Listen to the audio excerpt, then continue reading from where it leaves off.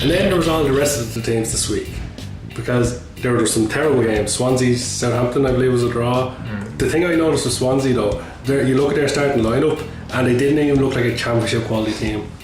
They had a very poor lineup. There's no one in that starting lineup when you take Sigurdsson out of it and Llorente at that, you go, he's going to score 20 goals, he's going to get a lot of assists. Yeah, there's talk that if they sell Sigurdsson that they're going to try and buy Joe Allen, Wilfred Boney and someone else, I can't remember at the minute. There's three players that they're looking both be good signings, Joe Allen and Wilfred Boney. They desperately need another striker. Llorente proved last season he could be a top quality striker. I'm surprised no one went in for him. But he needs someone to provide the assist from Sigurdsson last year. Didn't he break a leg or something this summer? Yeah, he's out for a while now.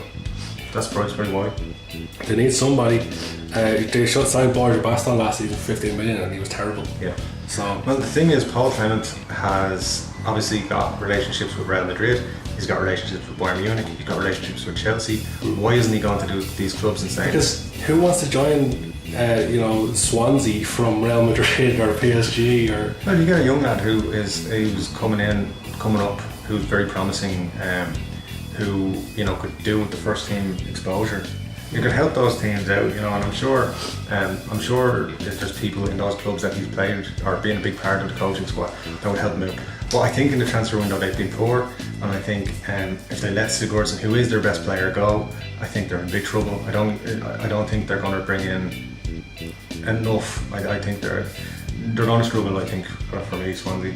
And then Southampton as well. It's much talked about Van Dijk deal. I think Southampton are being ridiculous with that one because there's a club there that wants to pay them 60 million, and they're saying no, we don't want 60 million. You're Southampton. You could build your whole team's probably worth 60 million. Yeah. Well, my attitude has always been no player is bigger than the club. Yeah. And at the moment, Southampton are treating Van Dijk like he's bigger than the club. Yeah. And what I would say to Liverpool, to Borussia Dortmund, to Monaco, to Southampton, all these teams who are trying to keep their players who want to move on, is you're better off letting the player who wants to leave and bringing a player who wants to play for your club, who will fight for the shirt. Well, what I think it's really stupid is that happens is Liverpool have a player there that they don't want that is proven in Premier League in Mohamed Sakho. Yeah. Perfect replacement for Van Dijk. Yeah. They could get 40-50 million off Liverpool and say throw in Sakho as well. Ready-made replacement. Yeah. Then they have 50 million and a replacement, so they have 50 million they can spend strengthen somewhere else in their team. Because they spent 20 million on Lamine and they brought in some other fella that no one's ever heard of. That's not going to strengthen their team.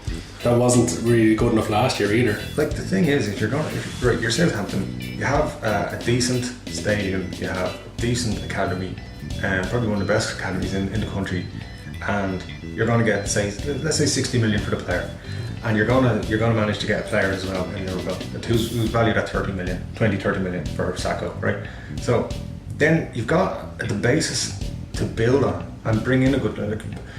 Go off and buy some players from Italy or Spain or wherever and bring them in, like they did with Pella and other players like that. Gavidini. Yeah, exactly. Over the years, like they need to be smart about it and they need to bring in good players.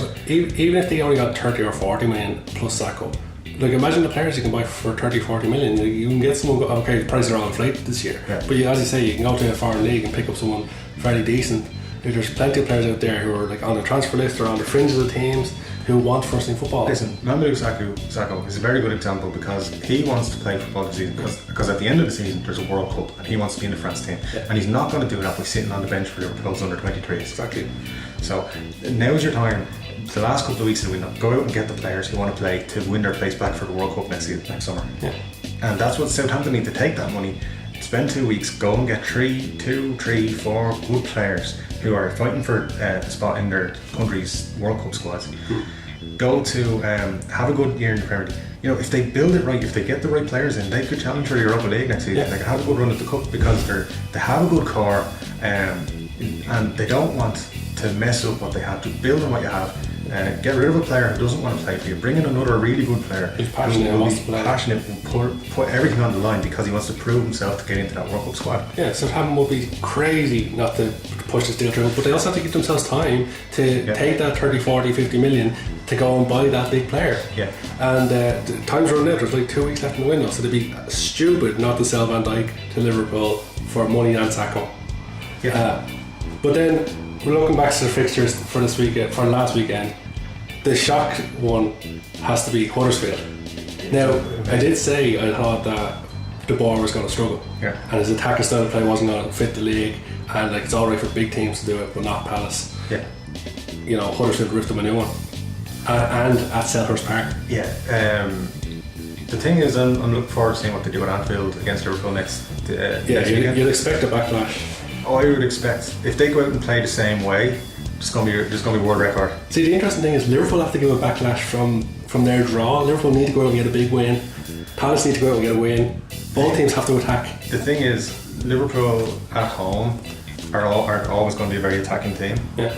And with Salah, Firmino, Mane, Emre Can, Henderson, Ronaldo as the front six, they're going to rip through most teams. Yeah. And Crystal Palace are one of those teams they're going to rip through. And I would expect Liverpool to go all guns blazing, and I would expect if De Boer tries to sit back against at Anfield, I don't think that's going to work for his Crystal Palace team. There's a bit of fire on this one as well because, you know, Klopp will want to get one over on De Boer because his comments about him, and De Boer has to get one over Klopp to prove his comments about Klopp right.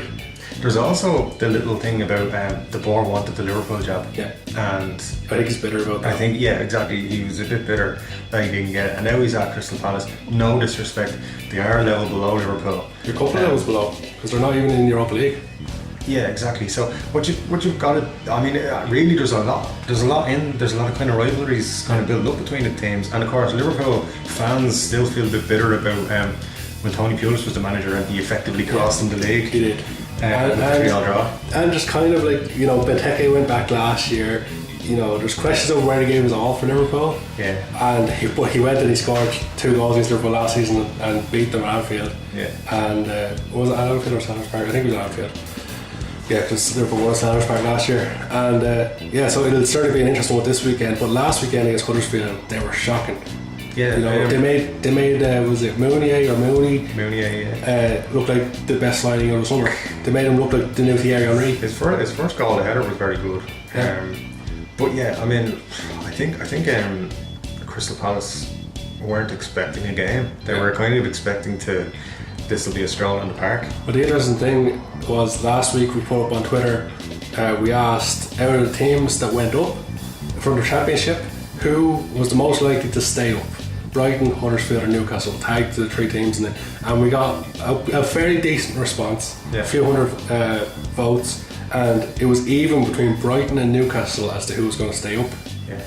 Nobody was given, well, some people, but not a vast majority, were given a hope to Huddersfield. Everyone thought Brighton and Newcastle most likely to stay up. I wonder what the poll would be like now if we did it again. Yeah. After last weekend. Yeah, you know? I think a lot of people would actually unfairly say that Brighton weren't good at the weekend. I think the situation with them is that first of all they're playing a Man City team with much better players. Yeah. But also, you know, it's the first game of the season. It was a strange one for Brighton because their keeper looked very good sometimes. He made some great reaction saves. He looked very good. They didn't show a lot going forward, apart from Lewis Dunk's amazing goal. Yeah. That was a power header. It's a great header, yeah. For the wrong team, like, but he wanted to score for Man City. Yeah, it was amazing. He just rose up and powered it into his own goal for God knows why. And then Shane Duffy did this awful back pass which allowed Aguero in. Somehow Aguero missed. But yeah, so their defence looks dodgy. But Chris Hughton has Premier League experience, and you know he's the main thing for them. He should be able to keep going. Chris Hughton is a very good manager in my eyes, and I think he'll probably bring in another player or two by the end of the window, and I think that they're okay. This weekend there's Huddersfield Newcastle. It's already a 6-pointer in the relegation battle. Yeah, I think Rafa might be under a bit of pressure if he doesn't win, or if they lose. I mean, well, I think Rafa will put more pressure on the club if they don't get anything, because he needs players. Yeah, he does. Yeah, definitely. You know, they didn't really look like they had anybody capable of running the game. But at the same time, before Shelby got sent off, they were doing a good job. They were keeping Spurs out. They were making it difficult. It's another one though. When you look at it on paper, the clubs coming up wouldn't have really wanted to have to play Spurs or Man City or Liverpool or Man United in the first couple of weeks. Yeah. And 2 of them obviously had those games. Well, all those top teams as well over the coming weeks, they're going to get stronger and stronger and stronger as fitness builds and tactical familiarity builds. I almost got there. That's easy for you to say. Shut up. But yeah, so there were some very interesting results. Any other results that shocked you this weekend? No, I think pretty much the two big shocks obviously were Huddersfield destroying Crystal Palace. I didn't think it would be that easy for them, and then Burnley, obviously, as I said, you sent me the text and it was like, you should watch this game. Yeah, it was unbelievable. I was actually cleaning the place, cleaning the apartment out, and I was like, alright, I'll watch the match. So after the first round of fixtures, you can't read too much into the first round really, but does your opinion of any of the teams change, like in terms of who you thought was going to be the relegation battle? No. Who was going to be in terms of the top six? No, I think in a couple of weeks when the first international break is gone, we have a break from Premier League football for a week or two. I'll be looking back then and saying, right, and I'll be watching the teams, looking at their three performances up to that point, and I think then it's fair enough to say, okay, what kind of shape are these teams in, because the transfer window will be closed, and we'll have a good idea of what teams have to play with and what's going to happen.